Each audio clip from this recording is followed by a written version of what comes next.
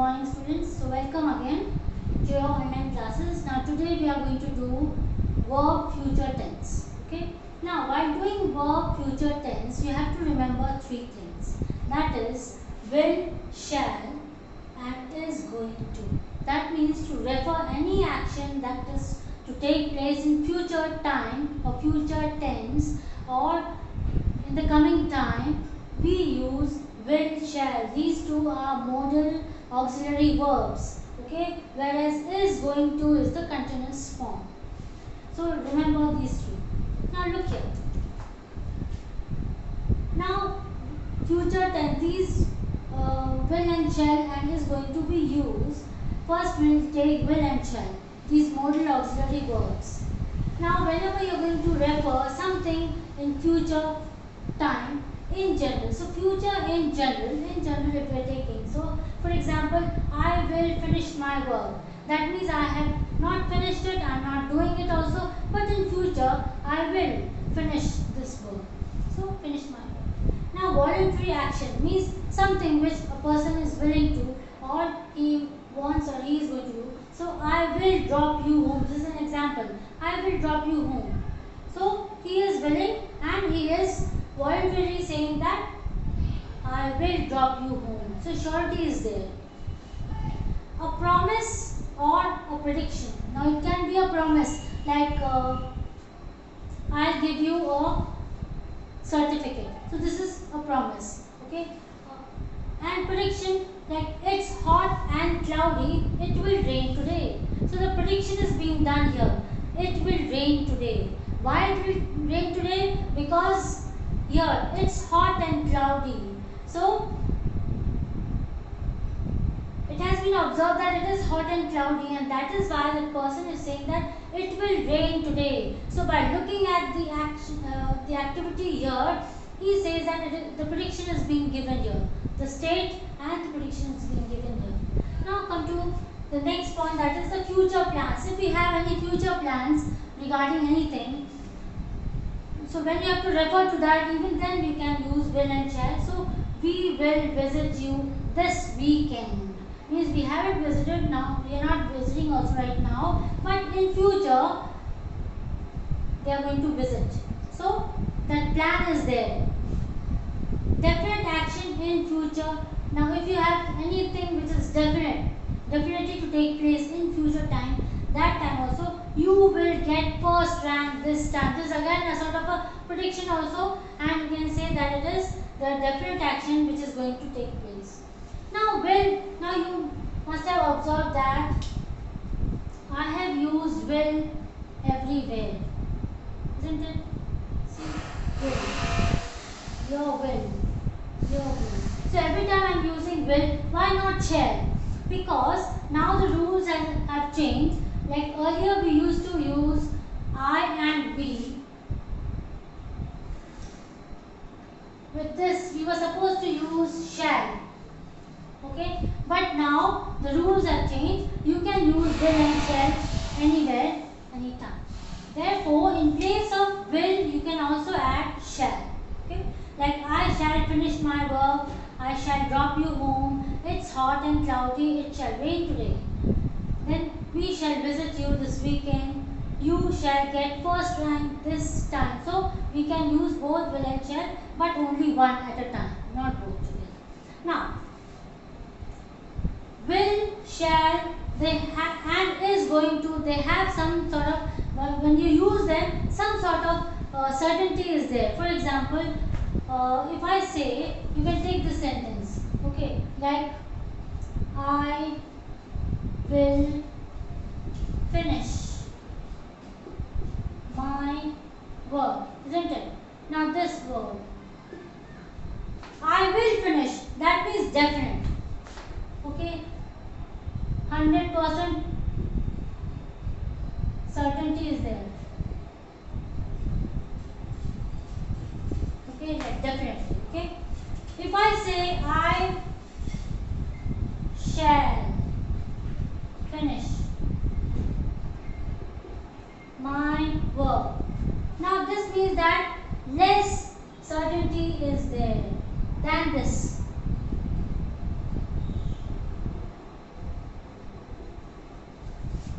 if I say I am going to finish, I am going to finish my work. This means very less certainty is there. Understood? Now let us see the structure. In affirmative sentences, negative sentences, interrogative and negative interrogative sentences. Now suppose if we take a sentence, affirmative sentence using will or shall. Like example I take here, I will finish my homework. Now this is a simple sentence, okay, and positive sentence, affirmative sentence. Why? Because this sentence does not have any no or not word.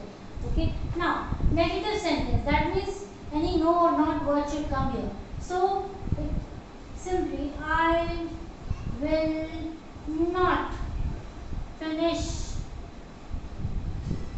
my homework. Okay. This is your negative sentence. Why? Because not word is there. Now interrogative sentence. Simply you can change this.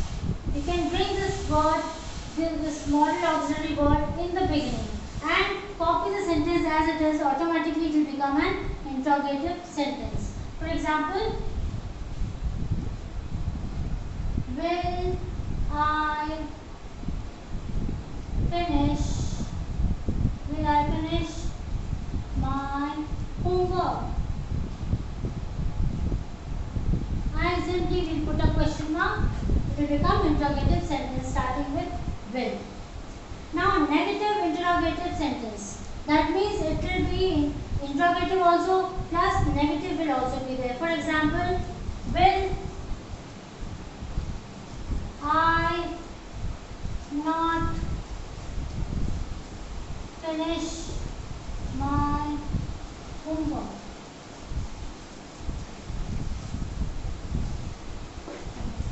Now this will, it's interrogative also, interrogation sign is there, and not word is also there, so negative interrogative sentence. So this is the structure for your future tense, which you have to remember. Now quickly let us see this also, like expressing future with the going to form, isn't it? Like is, going to and all when we are using. So is going to form. Now in general, if I say I am going to tell you a story, I will tell you a story, I shall tell you a story, all the three sentences are correct, and in all the three sentences it is predicting that I will be telling you a story. I haven't told you a story, or I am not telling you a story, but in future I will be telling you a story. I shall be telling you a story, or I am going to tell you a story. So in general we can use all these three to predict, to tell or to refer something in the future time. So let us see this also. Now suppose a plan or goal in future. Suppose if we have a plan or a goal that is going to complete in future, so to refer to that also we can use going to. Like I am going to visit my friend next month. That means next month I will be visiting my friend. Now second one, a prediction or possibility in future. Suppose if there is a prediction or something possible which is there to happen in future, that also, like the price is going to rise after the poor harvest. Because the harvest was poor, obviously we have less amount of vegetables or any commodity. So obviously the price is going to go up. Okay, rise up. So if you want to predict something or possibility which is there to happen in future, to predict that also, to refer to that also, we can use is going to. So is going to. An action of indefiniteness means which is not definite, not particular, or not sure to happen. So I am going to work till late if there is no power cut. Means if there is no power cut, obviously I am going to work till late. So now it is not definite whether he or she is going to work or not. Might work. Okay. So it is like that. Just keep in mind that you can also use going to form say all these if I plan, prediction, possibility, action of interesting things. Now let us see when do we use future continuous tense. Okay. Now future means obviously the time which is there, which is about to come, which is not yet. And continuous means time period. Like for some time the action is being played there. For example, now you just look at this timeline. Now here it is past time, this is present time, present at the time of speaking, and here this is the future time. Okay.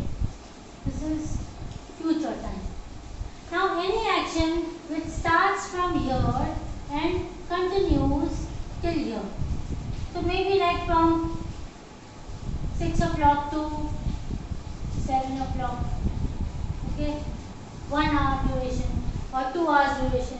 So like that it can be. Now a person who is here at the present time and he is saying that I will be sleeping in the afternoon for 2 hours. That means the afternoon which is about to come. In the morning he or she is saying that I will be sleeping in the afternoon for 2 hours. Please do not disturb me. So 2 hours. So this is it? I will be sleeping for 2 hours in the afternoon. So here, will be sleeping. This is will is future. We use will and shall in future. So future and this be form be and sleeping is continuous. So future continuous tense can be used to refer to any action which is continuing in the future time. So that is how when we use this future continuous tense to denote future time. Now let us see the structure of future continuous tense. Okay. So let us see the structure. Now affirmative sentence. First we take positive sentence or affirmative sentences. First, let's take one more. Only the same sentence we can take. I will be sleeping. Like I will be sleeping in the afternoon.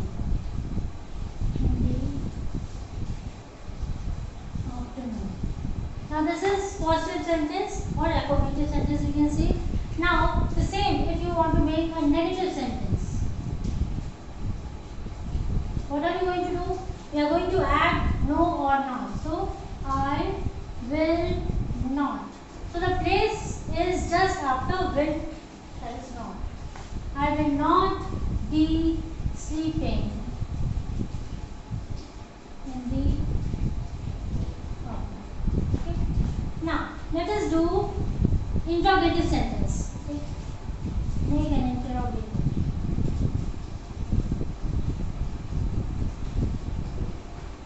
Interrogative, that is yes and no question. Okay. Interrogative in yes, no types. Okay. Simply what are we going to do? We are going to bring this in the first place. Okay. Will I be sleeping in the afternoon? Question mark.